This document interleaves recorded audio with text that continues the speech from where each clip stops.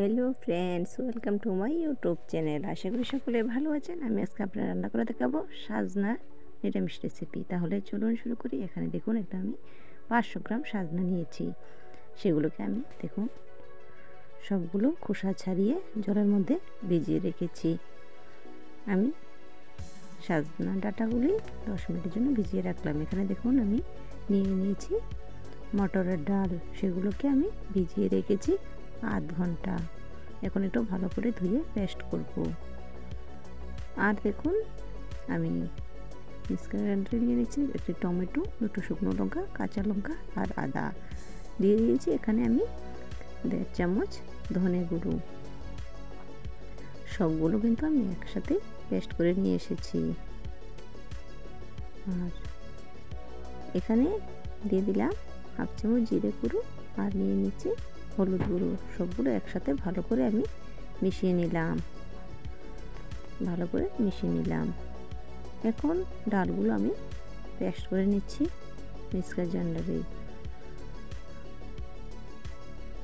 দিয়ে দিয়েছি কয়েকটা কাঁচা লঙ্কা, সবগুলো পেস্ট করে নিয়ে এলাম।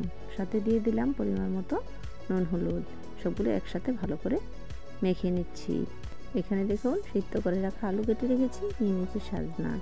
উনুনে কড়াই বসিয়ে দিলাম, তেল দিয়ে দিয়েছি। তেল গরম হয়ে গেছে।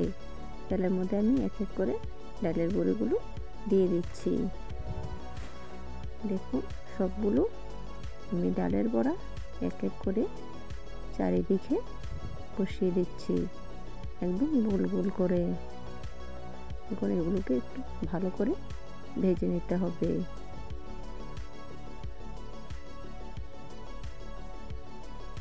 এক পিঠ হয়ে গেছে, আমি অপর পিঠটিও উল্টে দিচ্ছি। দেখুন পিঠটা কত সুন্দর লাল লাল হয়ে গেছে। এরকম করে আমি দোনো পিঠে ভেজে নেব। তাহলে যারা যারা আমার চ্যানেলটাকে এখনও সাবস্ক্রাইব করেনি, তারা সাবস্ক্রাইব করে আমার পাশে থাকা বেল আইকনটি ক্লিক করে দেবেন। নতুন বন্ধু হয়ে আমার পাশে থাকুন। আর নতুন নতুন ভিডিও পেতে গেলে চ্যানেলটাকে কিন্তু সাবস্ক্রাইব করে রাখতে হবে। সবগুলো ভাজা হয়ে গেছে, আমি নামিয়ে নিচ্ছি। এখন কড়াইতে আবারও আমি তেল দিয়ে দেব। এখন ওই তেলে আমি সিদ্ধ করে কেটে রাখা আলুগুলো দিয়ে দিচ্ছি। এখন এর মধ্যে আমি পরিমাণ মতো লবণ আর পরিমাণ মতো হলুদ দিয়ে দেব।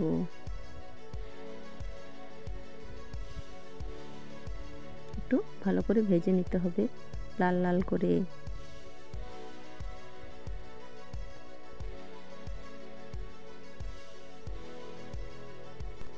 কারা কারা এই সাজনা দিয়ে ডালের বড়া দিয়ে নিরামিষ রেসিপি পছন্দ করেন, তারা অবশ্যই কমেন্ট করে জানান। নিরামিষ খাওয়া কিন্তু খুবই ভালো।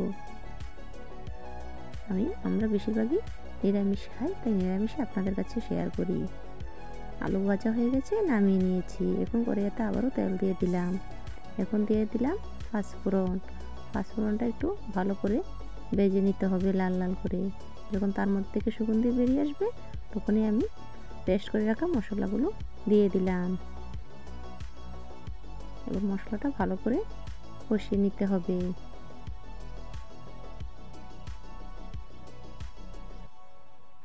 ততক্ষণই কষাতে হবে যখন তার মধ্যে থেকে কাঁচা গন্ধটা চলে যায়।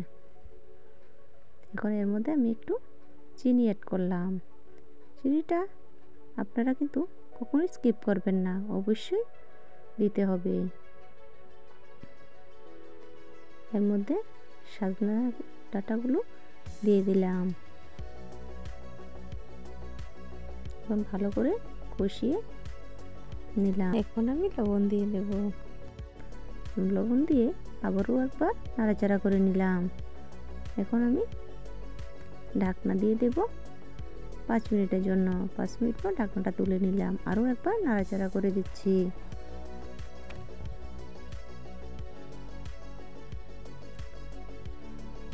সাজনা কিন্তু আমার খুবই পছন্দের খাবার। আপনাদের সাজনা কি পছন্দের? যদি পছন্দের হয়, অবশ্যই একটা কমেন্ট করে জানান। এখন আমি ভেজে রাখা আলুগুলো দিয়ে দিলাম। দেখুন কিছু আলু আমি রেখে দিয়েছি, সেগুলোকে জল দিয়ে একদম মিশিয়ে আমি দিয়ে দেব।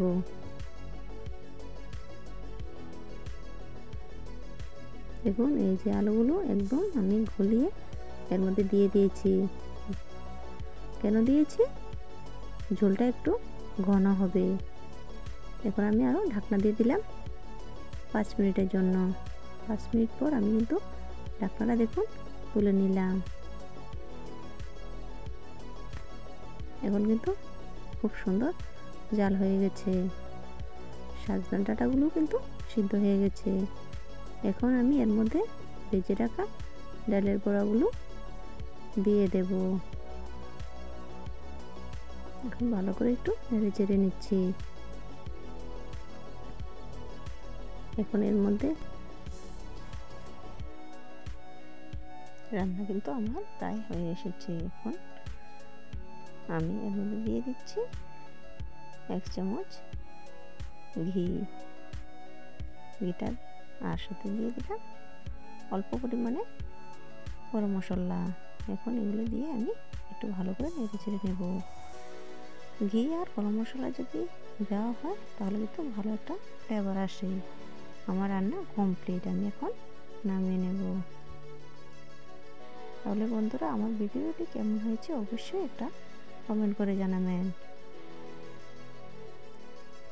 আপনারা বাড়িতে তো অবশ্যই এভাবে রান্না করবেন।